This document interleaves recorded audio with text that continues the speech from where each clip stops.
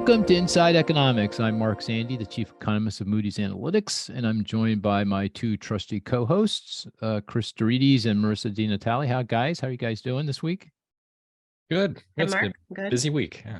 Would you ever tell me that you weren't doing well? Like, I'm not doing so well.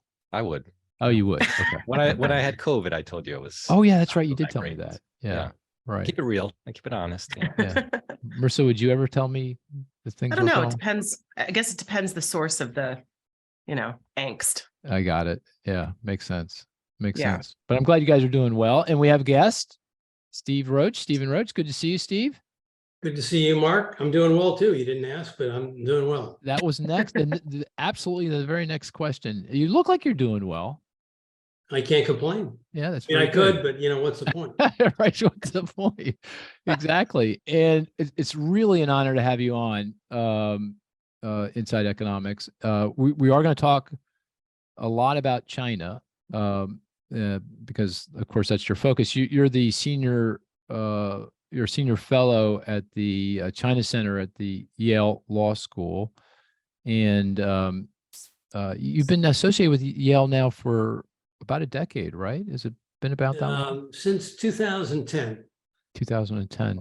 I was still working at Morgan Stanley at the time, but nearing my 30-year anniversary, which I felt was an appropriate time to escape from Wall Street. So I overlapped for a couple of years to see if I wanted to go into full-time teaching, and I did. So I pulled the plug on Morgan Stanley in 2012 and have been a full-time faculty member at Yale since then.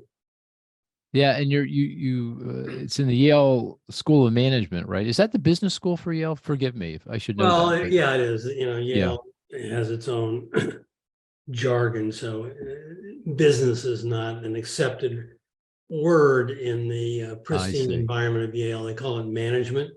Got it. But I'm actually about a year ago decided that after a dozen or so years teaching, I would stop doing that, and so now I'm more in a China research center in the law school, allowing me to write and speak and engage with a select group of students, which is perfect for me at this point.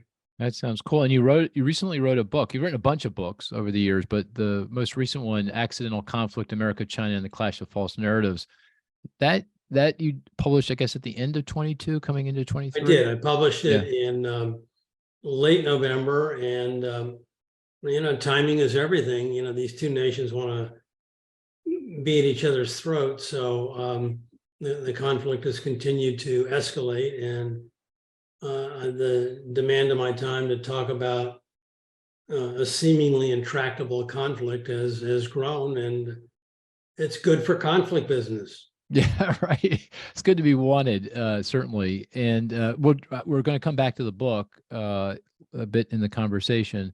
Before we move on, you mentioned this. You were at Morgan Stanley for 30 years, and you were chief economist for I don't know how long. At least was it the couple? Most of that period. Most of that period, yeah.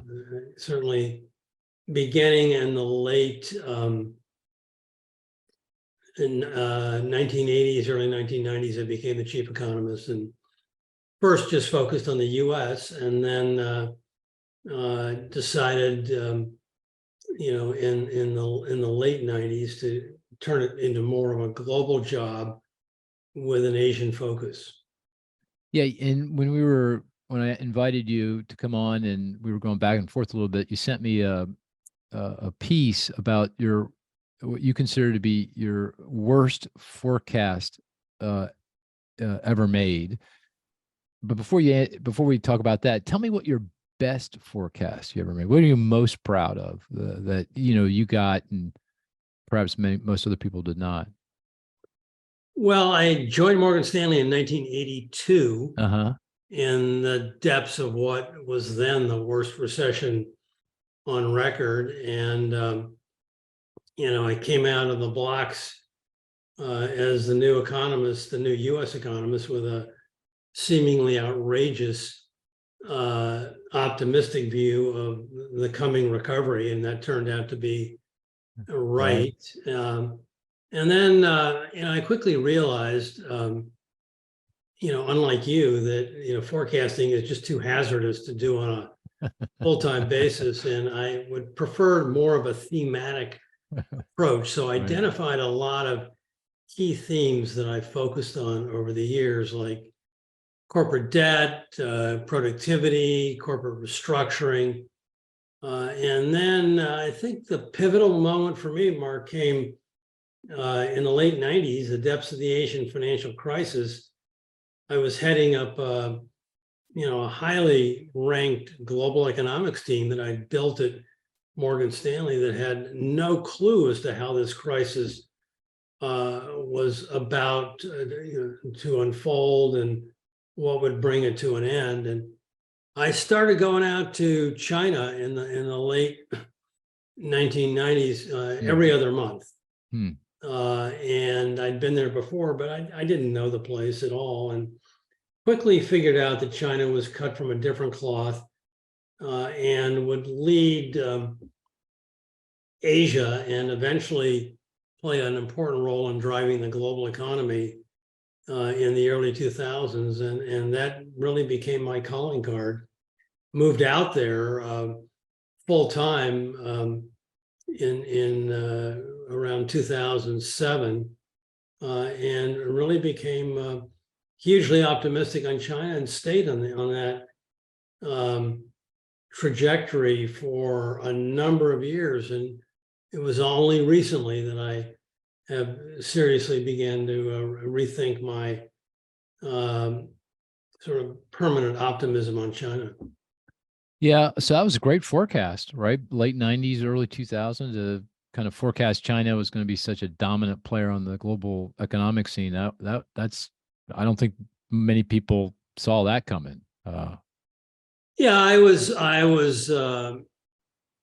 criticized, sometimes ridiculed for being a sort of a Wall Street sell side shill, and I did a lot of things on Wall Street that I'm proud of, and a few things I regret, but I always stayed true to my own convictions. I felt that analytical credibility was key. There are always conflicts of interest in Wall Street, where big companies like Morgan Stanley, represent clients who want you to say good things about their companies and their markets, but I never did that. I never really compromised my view for commercial purposes, and so my forecast was really, I think, pretty reflective of some deeply held analytical views that I developed over the years with respect to China and its role in Asia.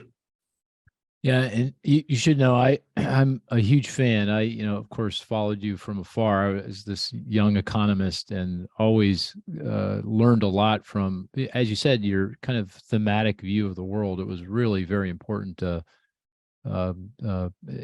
provide that kind of context as to what was going on in the broader economy. So, I've always been a big fan, and I'm very appreciative that you again decided to come here and talk with us. Hey, Happy to do it. And thank you for your kind words. But before we dive into China, I got to ask you, turning to the U.S., because I know you're, and I'm going to force you to forecast a little bit. But where do you stand on U.S. recession? I mean, that has been top of mind now for the better part of a year, ever since the Fed started jacking up interest rates here. And historically, obviously, when you have high inflation and the Fed on the warpath, you end up in recession. So it's understandable. But what's your current thinking about the U.S. economy and recession prospects? Well, you started out by making note of a piece I wrote, I don't know, a year and a half ago, called My Worst Forecasting Error Ever. And that's when I was dumb enough to go, put my forecasting hat back on for the US, which I had stuffed in a closet somewhere, and argue that, coming out of COVID, we were going to lapse back into a double dip. Obviously, we did not do that. And that was a just a reminder of the impossibility of sometimes forecasting these, off the wall, low probability aberrations. I had actually written a fair amount about double dips back when I was a U.S. forecaster, and got a few of those calls right, and thought I was still smart enough to pull it off again, and I was not. So it's a long way of answering your question. Is I don't know if we're going to go into recession or not. I am convinced that the lags of monetary policy, long and variable as they are certainly going to take a toll on economic growth, whether that culminates in outright recession or just a growth recession where the growth rate stays below potential for long enough to drive the unemployment rate up. It's hard to say at this point. I do feel strongly that the Fed has a long way to go in keeping the policy rate at this elevated level. Whether or not they do another tightening or two, as Jay Powell indicated yesterday, that remains to be seen. I don't think it really matters if the funds rate peaks at 5% or 5.5%, but I think it's important to note that only in the month of May did the nominal federal funds rate go above the year-on-year headline CPI inflation rate. I mean, we've had, maybe 2 months now, if you want to throw in June, where monetary policy can be described as restrictive. And I just want to remind you, not you, but your viewers, because you know all this stuff, that the real federal funds rate, Fed funds less headline CPI, the average of it since 1960 has been a positive 1%. So we're just sort of getting back to average.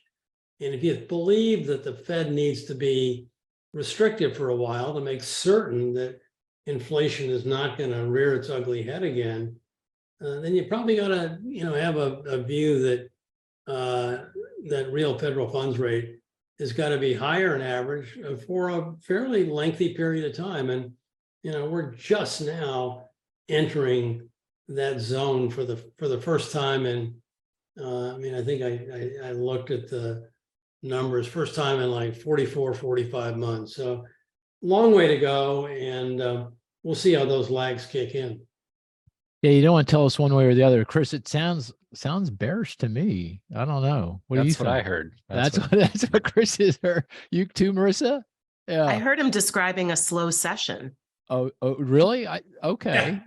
Yeah. Slow session, growth recession. Growth recession. Growth recession, yeah. Well, Marisa's referring to a term that Cris coined, the slow session. Actually, he bought the URL. It's a no recession, but an economy that's not going anywhere fast for a while. It sounds like that. It's sort of a gutless answer to your important question. Not at all. Although, just to say, Steve, when you sent me that piece, you have this illustrious career over 4 decades, so many predictions of what's going to happen and forecasts. And that was your worst. I'm going, boy, that wasn't really that bad, because how could you have figured out that, we're going to get the massive policy response that we did, right? Both on the monetary side, but also on the fiscal side, because we got that huge American Rescue Plan, $2 trillion deficit financed, and that kind of, I think you were right. If we didn't get something like that, we might have ended up in recession at that point. Who knows? I mean, it was a good title, so it got a fair amount of attention, and I argue in that piece that, as wrong as I was on the outcome, I made the mistake, what I think were for the right reasons, and many of those you just alluded to. So let's turn to China in real time. The Chinese economy a lot of hope that it would kind of take off here this year as it ended its no COVID policy at the end of last year, coming into this. And it feels like, there's been recovery, but it's been disappointing. And today's June 15th for the listener, because we're going to play this in a couple of weeks. I think if I read the headlines correctly, I haven't had a chance to look, the Chinese cut interest rates overnight in an effort to try to stimulate the economy. So obviously the Chinese authorities are not happy with the way things are going. How would you Steve, how would you characterize the Chinese economic recovery at this point? What's going on there? Yeah, it's disappointing, and I think this is a surprise. I mean, if what we and most large economies learned is when you lock down your economy for understandable reasons, even if your policies are sort of screwed up as they were in China with this zero COVID policy. Once you end the lockdowns and you do any semblance of reopening, it's a sure thing that you're going to have a snapback to some degree. And, that was evident in, for a few months, January, February, and March. And then things have really petered out in April and May. And the second quarter, on a sequential basis, if I look at my old Morgan Stanley team, the sequential growth for the second quarter is a number close to zero. And they're moving, I think, pretty aggressively to provide some stimulus to housing and infrastructure, which is an old playbook they've used repeatedly over the years in China, and they, I think, are frustrated that the turnaround and improvement in sentiment that they expected would occur once they ended zero COVID just didn't catch, and in particular the consumer. Where sentiment is adversely affected by a number of things, not the least of which is a youth unemployment rate, and those in the 16 to 24-year-old population cohort is like 21%. And they had a lot of people graduating college this summer, and the risk is that number is going to go higher. And that's a real red flag for a nation that has always been so focused on social stability and providing opportunities for the younger generation. So they're going to move aggressively on policy. It may provide some impetus for the second half of this year. But, my concerns about China are really more fundamental than that. And I worry that it's not just the conflict with the U.S. It's not just the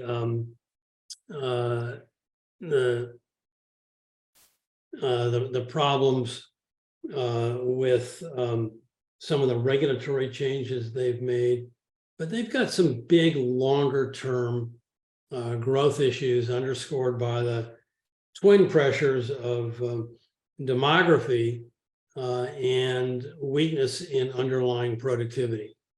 And that's sort of a Japanese-like problem that has, up until recently, really hobbled Japan for decades and could prove far more problematic for China than they ever thought. Yeah, I want to explore that in a lot more detail, but one more thing before we move on, because I generally think of what's going on in China through the prism of what it means for the rest of the world and the U.S. And I'm a little confused there. Obviously, a weak Chinese economy means less global trade and perhaps foreign direct investment, but it also has kept commodity prices down, particularly oil prices down. And oil, has been so central to pushing U.S. economies into recession. I mean, I don't think I'm exaggerating. I think we've had a dozen recessions since World War II. Every single one of them has been preceded by a spike in oil prices. So we're less dependent than we were in the past, but we're still dependent. And the fact that China has been kind of struggling here a bit and not consuming a lot of oil has kept oil prices down, and that's been helpful. So when you add this all up, what do you think? Is this a good thing, a bad thing that the Chinese economy is struggling here at this point in time for the U.S. and European economies? Well, looking aside from some of the geopolitical issues, which we can come back to if you want, I think it's generally a bad thing for the world. China, since the global financial crisis, accounted for about a third of cumulative growth in world GDP. So it's that 1/3 is not going to zero, but it's going to a number now significantly below that. Another way to look at this is the 5-year moving average of the Chinese GDP growth rate peaked at 11.7%, I believe, in 2007. And this year it's below 5. So, big engine of the world economy is, I won't say it's sputtering, but it's certainly slowing down enough to worry about a stalling out. I look at the IMF's 5-year forecast for global GDP starting in 2024. The number is, for the 5 years going out, is 3%.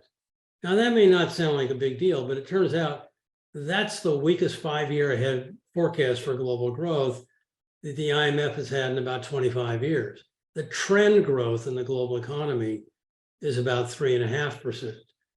Because, the world economy is a big place, 200 countries, some grow rapidly, some grow less rapidly, but relative to a 3.5% trend for the broad constellation of economies in the world, the prognosis is lousy. And I think that China, the slowdown in China accounts for a huge portion of that weak prognosis. And the final thing I'd say is, when you have global growth and Chinese growth as slow as it appears to be likely over the next several years, you don't have the resilience, you don't have the cushion that you might normally have to withstand the blow of a shock. We always have shocks. And that's why I worry about us stalling out here. If you have a shock at a slow growth rate, you could tip into outright recession for the global economy or even for China. Yeah, totally. I guess it's in the current environment where everybody's trying to get inflation back in, except in China, where inflation isn't the issue, but everywhere else, maybe it's not such a bad thing, that if the China was roaring right now and the global economy was feasting on that, that might be a real problem for monetary policy and interest rates in this, again, in the current context. But yeah, I think that's, a major source of global growth is sort of significantly impaired, and that is not a concern for inflation fighting central banks in our country or elsewhere around the world. They got plenty of other problems on their hands, like a record low in the unemployment rate, but certainly not getting overheating from a segment of the global economy that had been, really white hot for a long, long time.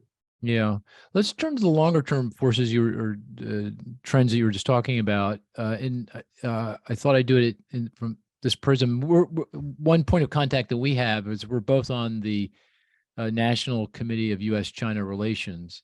And that's for folks out there, that's the same group that I think helped sponsor the ping pong tournament back in the day. A lot of illustrious folks kind of been on that committee over the years, certainly not including me, but folks like Stephen. And we got it's a cool group because it got a lot of different folks, both Chinese and US. And when I first joined, and this was before things kind of went south for China in a big way, and some of the concerns, you were a pretty strong, what I would call China bull. You were very optimistic about China's growth prospects and future. And we have another fellow on the that we've had on the podcast before, Dan Rosen of Rhodium Group, who's a screaming China bear. I mean, about a very bearish guy. And you guys would go at it, and I'd love that. I wish I could have that as a podcast. You two would go at it. It was great, and everyone kind of just stood back and listened to this. But more recently, you've turned, and I hope I've got this right. You are something of a bear now. Do I have that roughly right? Yeah. I think, about a year ago, I did, write a piece. I write regular pieces for this project syndicate group, and I wrote something, I think in December of 20, what was it? I don't, I was going to say 2022, but it was longer ago than that. But anyway, I was bemoaning, the once optimistic view that I had held of China. And I spoke about it from this prism of the Japanese experience, of the twin forces of demographic headwinds and productivity problems. But then I added in the U.S.-China conflict, and then this mega shift back to an ideologically centric central planning model that revolves around Xi Jinping and his autocratic leadership. And I said that China's now in a vice, and it's hard to envision a scenario that unleashes the powerful growth that we had gotten accustomed to in China for 35 to 40 years.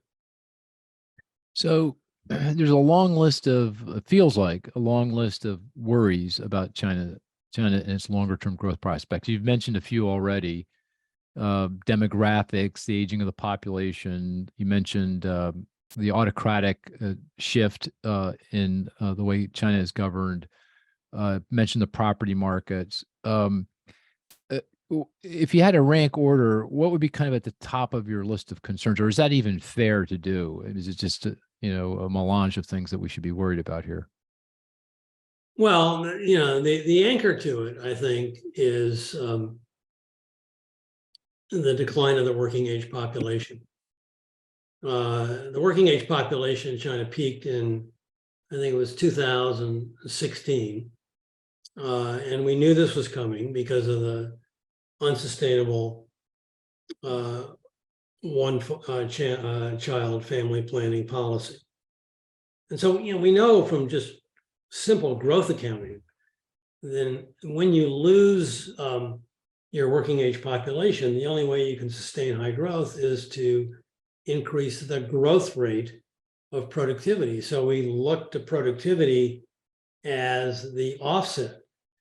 And for a developing economy like China, there are lots of reasons to think that they could pull it off, because they were going from an agrarian, poor society to more of a initially manufacturing, eventually services-based urban society, investing in human capital, smart people, hardworking people, dynamic new industries.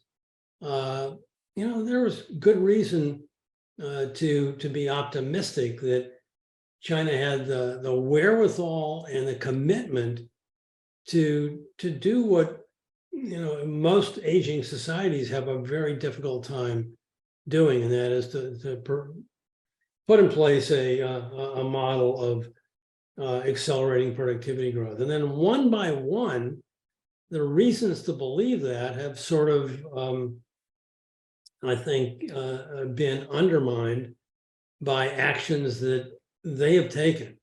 sort of own goals of their policymakers. The first one came early on when Xi Jinping took over and decided to provide huge support for state-owned enterprises. Mhm. State-owned enterprises are, big behemoths that straddle, major sectors of the Chinese economy.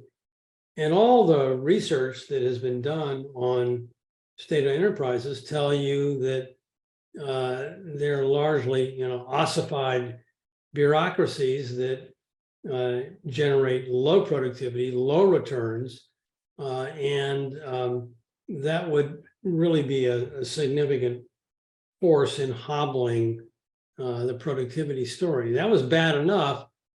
The second thing they did that I think has more of a prospective problem for productivity was they went after the private sector, especially the internet companies that have been so dynamic in leading China down the road of a innovative, vibrant society that would not only boost overall productivity, but would provide employment opportunities for their young people.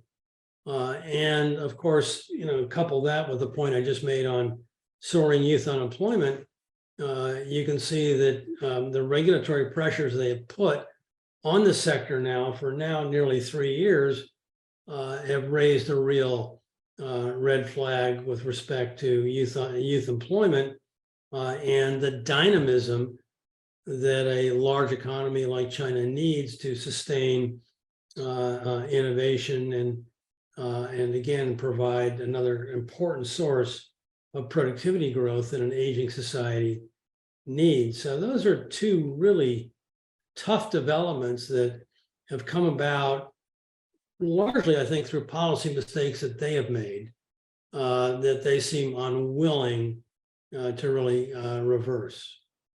What also, and you've alluded to this and mentioned it a couple times, is the kind of the shift in the political economy of China. Do you think, is it fair to say that that it has moved in an autocratic direction, and that is a problem in terms of longer term economic growth? Is that fair to say? Well, that's certainly the conclusion that I've come to. It's highly debatable, and they would take the other side of that, of course. But you got to look at the long history of how China's pulled it off.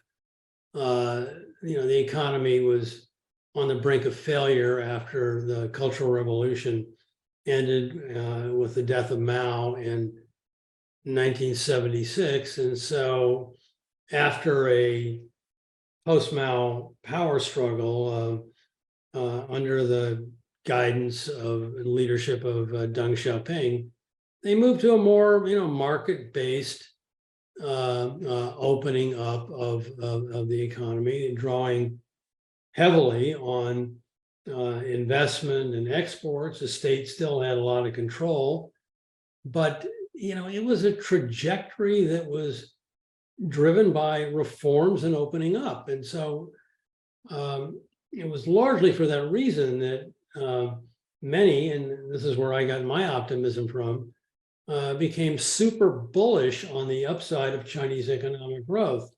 The pivotal point for me, Mark, came in 2007, right before the global financial crisis.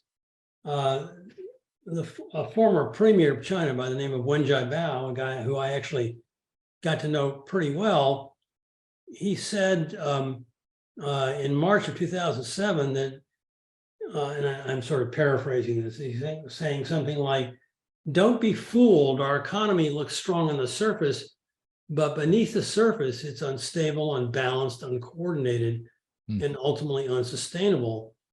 And a big debate then ensued about how to respond to this criticism that the premier was making. And out of that debate emerged a decision to rebalance the economy away from investment and exports and manufacturing toward internal private consumption and services. And I became even more optimistic then because this was a model that turned out to be flexible, and the leaders were willing to stay the course, make a big bet, and change the model to stay the course of rapid growth and development until Xi Jinping came along. And in late 2012, when he first took office as the general secretary of the Communist Party of China, a few months later became the president, which he's remained in both capacities since then, and it looks like he's going to stay there for a long time to come. The shift toward reforms and opening up has really backtracked, and Xi Jinping has asserted power in all major aspects of economic decision making, and has made a lot of policy moves that run against the grain of the Deng Xiaoping model. And for those of us who were optimistic on China because of the power and the potential of the Deng Xiaoping model, this has been a major wake-up call and a source of consternation, and ultimately for me, a rethinking of the trajectory of China going forward. Yeah, that makes a lot of sense. I mean, and I think it's one of the key reasons why companies are now, they're certainly not moving into the same degree they were, and many are now moving out quickly. Not only China, but Hong Kong and moving into Singapore. I think. Well, I would, take a little issue with that. I think multinationals are not wedded to ideology. They're wedded to the bottom line, and they can hold their nose if ideology runs against the grain of their own sentiment. I think the big rethink from multinationals has arisen from this major conflict between the U.S. and China that raises long-term questions about the desire on the part of the U.S. and its allies now to put in place very tough policies that end up containing China. And in the last 5 years, initially under the Trump administration, but surprisingly continued under the Biden administration, we've gone from a trade war to a tech war to now a new Cold War.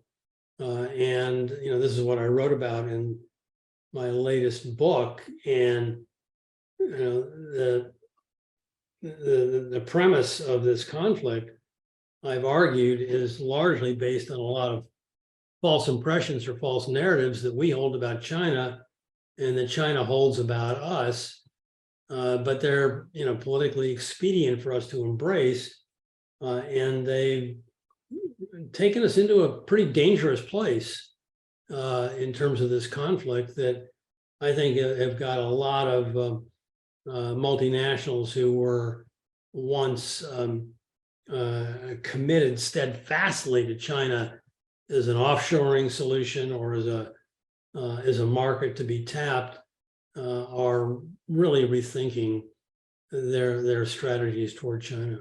Yeah, I agree with you. Multinationals can hold their nose. It's when the property rights are questioned, and when people kind of were there and then they're not there, or they knock on the door and you don't know what that means, for your business. I think that's what has got people, multinationals, in a little bit of angst, or a fair amount of angst, I'd say, at this point. But let's, before I move on to the U.S.-China relationship, I'm going to stop for 1 second, and I'm going to turn to Cris and Marisa. Anything, and we are going to talk about U.S.-China next. Anything that I should have brought up that I didn't, that you guys would like to ask? Anything at all? You don't need to. I'm just asking if I missed something. Yeah, I think this is where you're probably going anyway, but given this backdrop, which sounds quite pessimistic, how does this resolve? What do you think is the path forward here for China's economy and for the relationship? But Well, I'll I've leave it got to you, Mark. I've got a good answer for the relationship, but maybe I'll hold off till we get into that in Sure. more detail. But since you guys don't have a question you want to add, I'm really been dying to ask Mark a question based on the piece that I wrote about my worst forecasting mistake. How about Oh no, one a year? you're not going to do that to me. Yeah, I mean, it's only That's fair, right? interesting. Yeah, no, it's fair. I've got this kind of mental bias. I only remember the things I got right. I kind of block the things that I got wrong. Let me think about. Let me think about that as we can move on, and I'll come back with an answer. But I don't have a really good one right at the top of my mind, which is bad, but I should.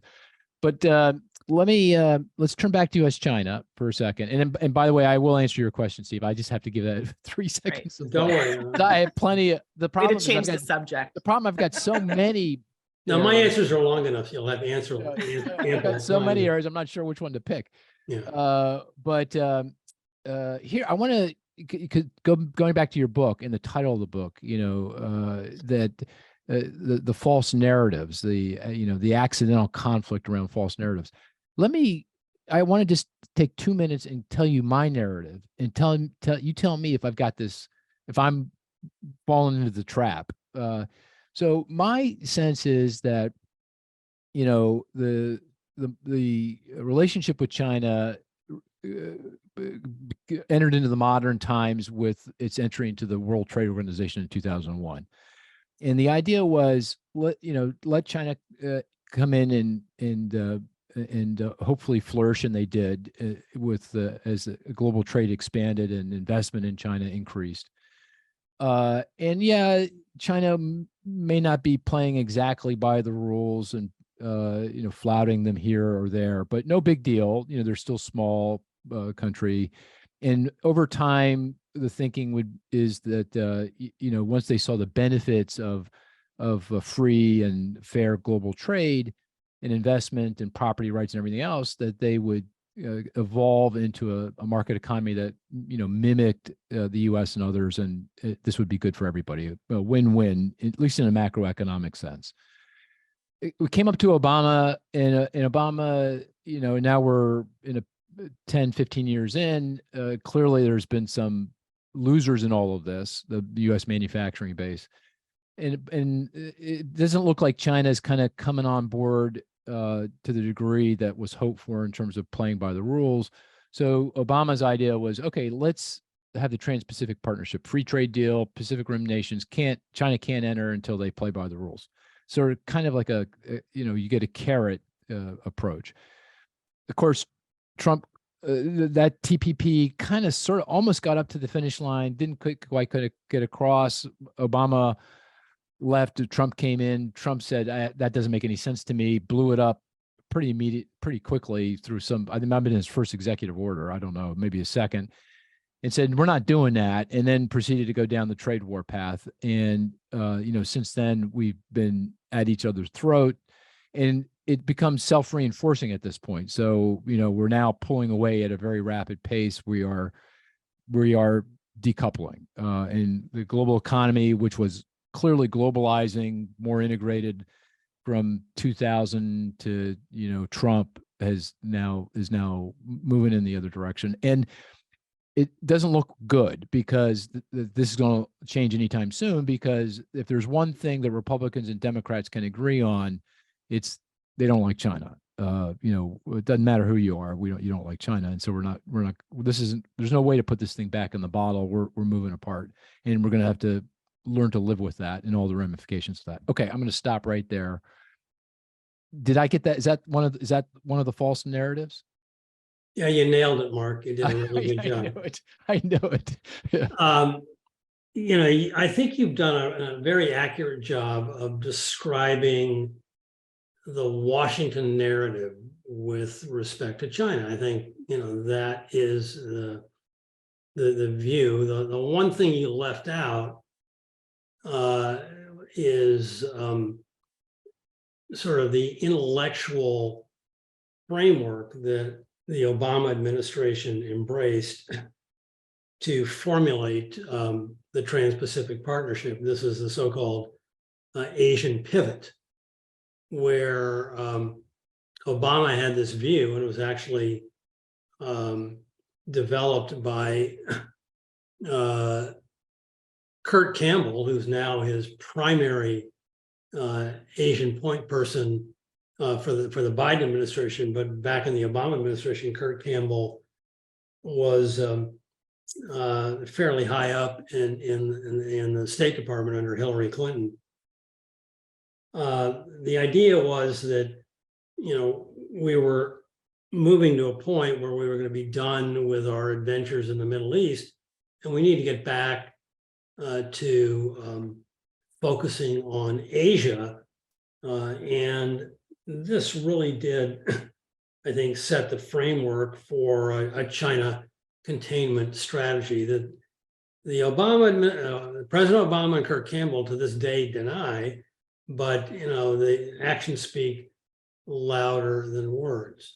The reason this is a false narrative is for some of the points that you alluded to, that the Washington view has long thought that the trade deficit that the U.S. has is the enemy of the manufacturing sector, blue-collar workers, American communities, and China's the culprit behind the carnage that has occurred in the manufacturing sector. Never mind, by the way, this was the same argument that was utilized not nearly as vehemently, but very strenuously at the time against Japan in the late 1980s. And what I argue in the book is that this is a false narrative because it really doesn't give due appreciation to the fact that the trade deficit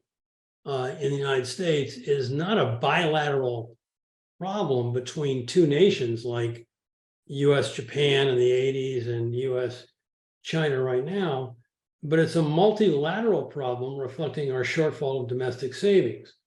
When countries don't save and they want to invest and grow, they have to run a balance of payments deficit to import the surplus saving to close the circle.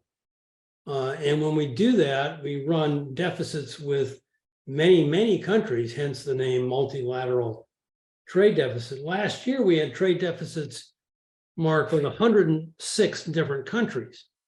China was the biggest, but the share had come down a lot because of Trump's tariffs. But the Chinese share, although it shrank, that shrinkage just was diverted to other higher cost countries that ended up putting taxes on American companies and consumers.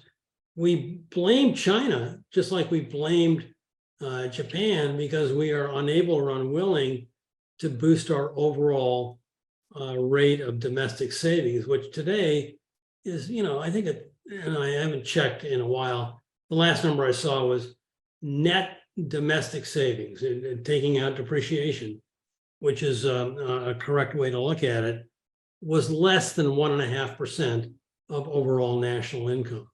And for a leading nation in the world, that is really unacceptable. And it's largely driven by our budget deficits, but it's also driven by shortfalls of personal saving, which if you strip out the windfalls due to COVID assistance, remains sharply below historic norms for American households. And until we can get our savings rate back up, we're going to have trade deficits in perpetuity, and our politicians are not going to want to look in the mirror and say, God, look at what we have done with these budget deficits. Let's blame them on, Japan in the 1980s and China today. And that, I think, is a classic false narrative that I devote a full chapter to in my book called Bilateral Bluster. It works for Washington but it really doesn't square the circle from an economic point of macroeconomic point of view, in my opinion. And finally, just one other aspect of your narrative that I find again very accurate in terms of describing the Washington sentiment, but not accurate in terms of what is embedded in China's WTO accession protocols. China, after a lengthy negotiation, was admitted to the WTO in late 2001. I've read those protocols so many times. They're technical. There were a lot of things that China agreed to that they have complied with. There are a number of things where the compliance has certainly been disputed, and there are probably some areas where they have just not complied at all. But in nowhere in those protocols did China say, okay, we're going to join and we are going to become more like you. The idea that China signed up for WTO on the provision that they would become more like us is something, it was wishful thinking at best. China's always been, I think, very focused on maintaining its own system with its own values, its own characteristics, as they like to call it, and felt they were always well within their right to maintain their strong sense of an independent approach to governance and economic organization. And I think they take enormous exception, understandably so, I might add, to a US-centric view that says that you've broken a promise to become more like us. That was never a promise that the Chinese made, nor would they have been expected to have made in signing up to join the WTO. Yeah, no, I think you're right. That's probably wishful thinking. I'm sure that's what people thought, but there was, yeah, I agree. There was no reason to actually believe that. That certainly wasn't codified in the WTO. But what about intellectual property or cyber or the ability to own assets and businesses within China to reciprocate with regard to that FDI. Those other points of contention. No, all those are, fair points, and many of them are contentious. The idea of reciprocity is very important, and that's sort of one of the key premises on WTO accession that has been under dispute for a number of years, especially the subsidies that China directs to its state-owned enterprises are at odds with the reciprocal agreement that we felt is appropriate in injecting subsidies into our own system. Although, of course, we have now moved aggressively to subsidize a number of industries during crises, as well as in dealing with global competition. The Biden administration has moved full force into the industrial policy that the Trump administration was so critical of China for embracing for years. So we have to be, I think, a little bit more circumspect in substantiating that criticism. On the cyber area, I think, there's clearly major issues between us and China. We are, I think, both in a quagmire with respect to the cyber hacking that occurs, the listening that occurs. There's a big dispute now over surveillance, offshore surveillance from a Cuban listening post, and yet, as you read, as the story unfolds, you recognize and you read about all the listening posts that we have that are pretty close to China as well. Satellite surveillance is something that both nations practice. The intellectual property rights is a very thorny and very important issue. And I have a chapter on that in my latest book. And, I won't bore you with all the details, but the evidence that we have assembled to provide, quote, hard estimates of intellectual property theft coming out of China are not worth the paper they are printed on. And they're based on a series of very dubious studies that were wrapped up in a slick cover by something called the IP Commission, headed up by two illustrious Americans. It gets cited all the time in congressional debates as hard evidence of the greatest theft of intellectual property in the history of humanity. And again, the reports are not worth the paper they are printed on. I do want to talk about what we should do about this. But before I get there, one final question before we get on to the sort of the policy prescriptions is China, Taiwan, US. How worried should we be? I mean, we have a lot of clients in APAC that are very, very, everyone's nervous about this around the world, but particularly in APAC, for good reason, they're very nervous about this and asking us to run different scenarios with regard to how that conflict may play out. How do you think about that, and how big a deal is that? I think it's a big deal. I think I would certainly advise being worried about it, and that your scenario contingency exercises that you go through are important to inform your multinational clients about the risk of this. I think if left to its own devices,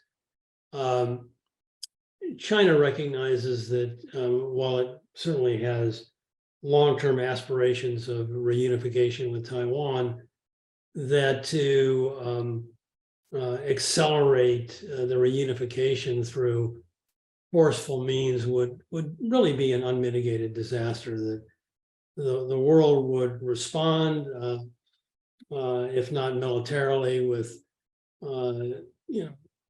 really serious draconian type sanctions that would isolate China from the world at a time when it can't afford anything close to that right now. And that would be really a catastrophic development for China, for Asia, and for the world.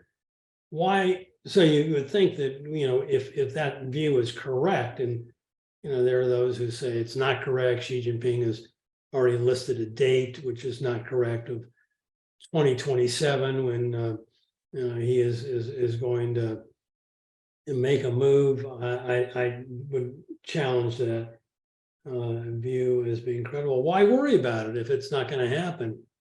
Well, the U.S. Congress is putting enormous pressure on this trouble spot, pouring salt in the wound, if you want to call it that. Nancy Pelosi's visit to Taipei last August, Kevin McCarthy's meeting in April in California with the president of Taiwan. These are hugely contentious issues. Joe Biden has said, I think, 3 or 4 times that in the event of a Chinese military action in Taiwan, that we would rush to their defense. And those comments have been quickly rolled back by the diplomatic staffers on the in the administration, saying, "Oh, he didn't mean that. He really didn't. Don't worry about it. We're still in favor of the one China policy.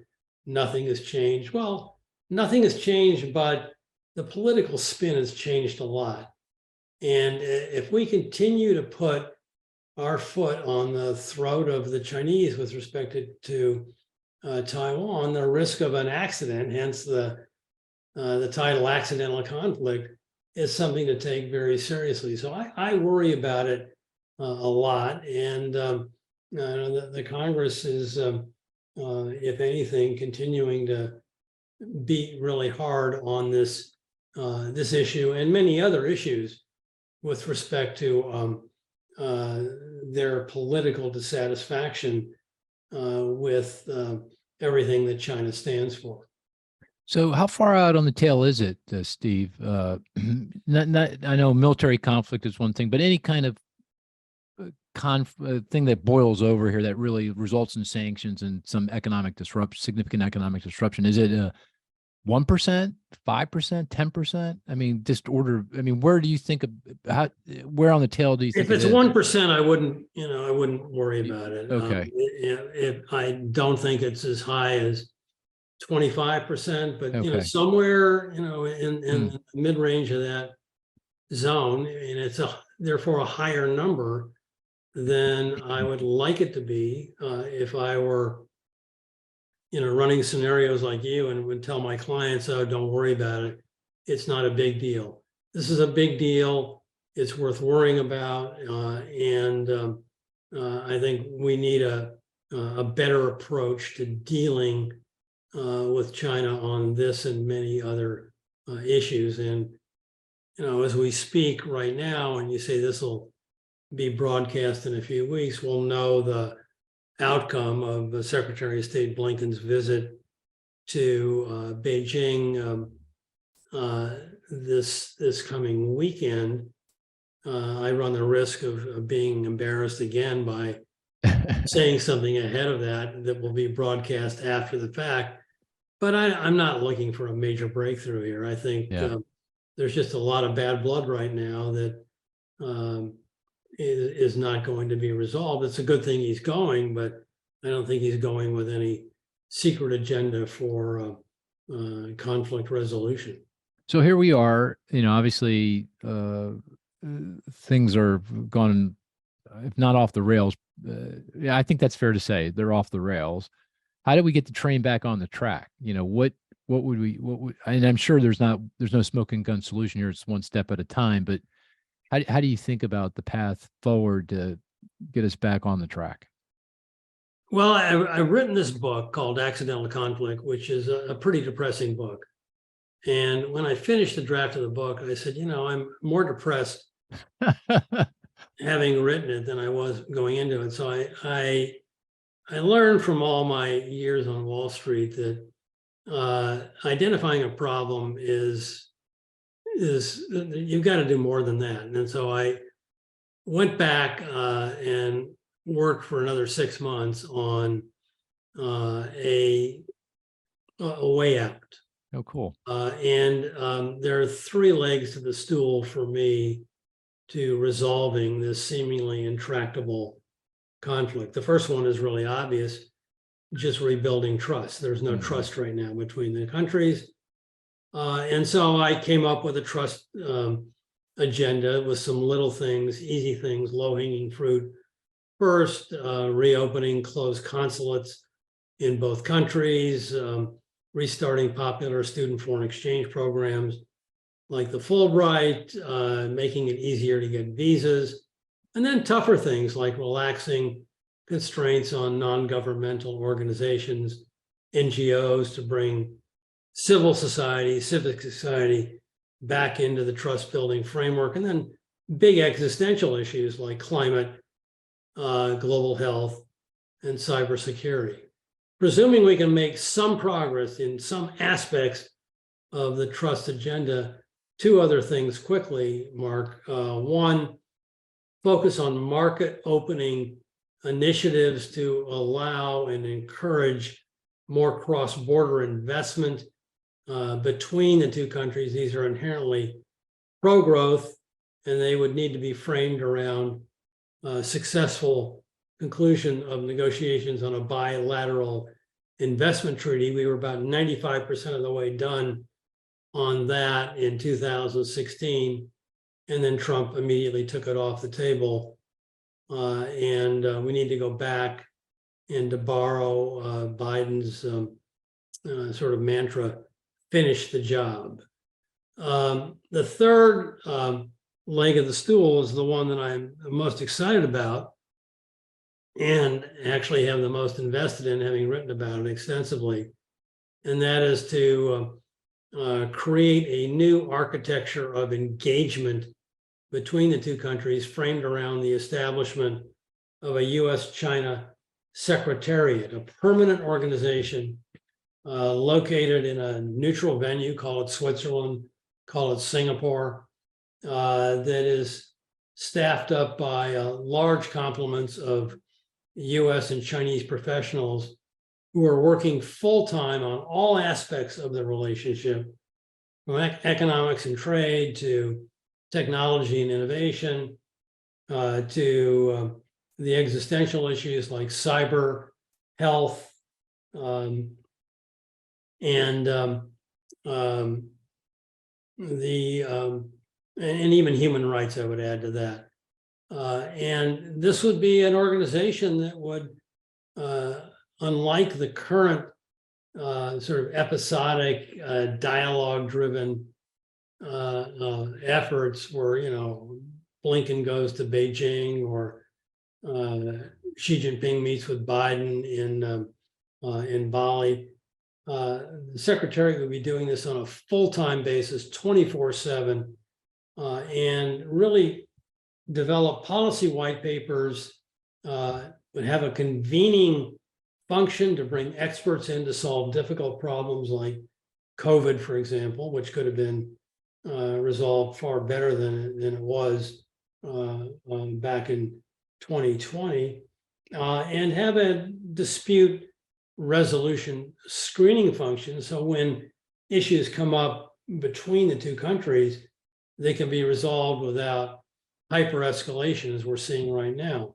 So that's my plan, rebuild trust, lower investment barriers, and come up with a new architecture for permanent engagement. The odds of it being implemented right now are a number slightly larger than zero.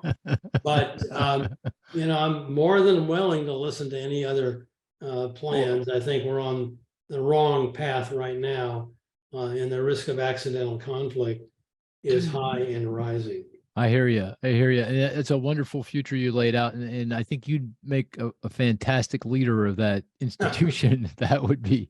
We need someone like you running the show. I'm too old for that. I'm looking No, for like never, you. never. Hey, we're getting along in the tooth here. I don't want to keep you much longer. I do want to answer your question. You know, my major forecast error, and I'm going to answer it this way. It's more about an error in forecast, I think, bias. You know, you've heard the hedgehog versus the fox in terms of forecasting.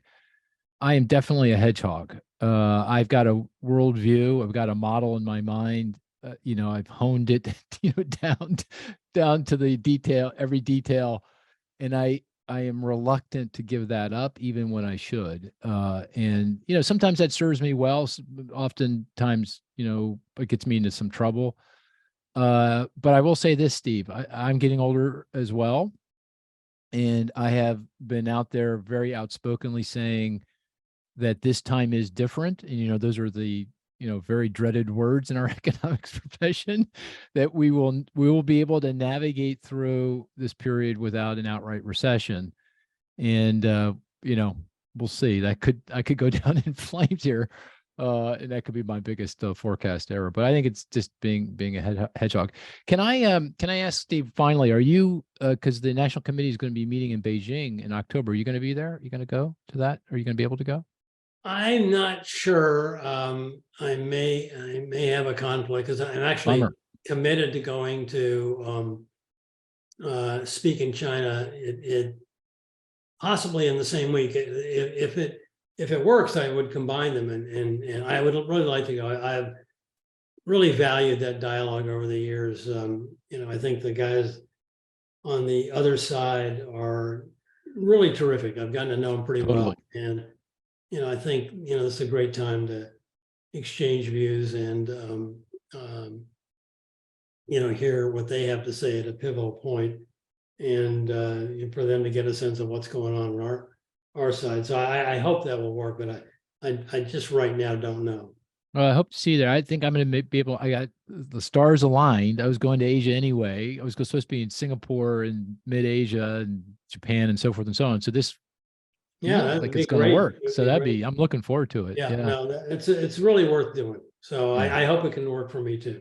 Good. Good. I hope to see you there. And hey, Steve, thanks so much for coming on, and really appreciate the time and energy. And you know, I do think your path forward is a very hopeful one, and hopefully we go down that path or something close to it, you know, in the future. So Well, let's put it this way, Mark. We need a new path. we need a The new path path. we're on is a bad path, and the framework that shapes the path is the one that I find most troubling. I don't think we have a really coherent grand strategy of what we would like China to look like and what we would like our relationship with China to look like in sustaining our future. And I think we can do a much better job than we've done. And to Cris and Marisa, I'm sorry, guys, I locked you out. I mean, I had Steve all to myself, and Okay. I was very protective of that. So, but we have another podcast. I think we're going to tape it tomorrow Tomorrow. for this weekend. Yeah, and we got a lot to talk about. Fed, a lot of we'll play a statistics game, a lot of things going on in the economy to talk about. So we'll have an opportunity to do that. But with that, we're going to call this a podcast. Take care, everyone.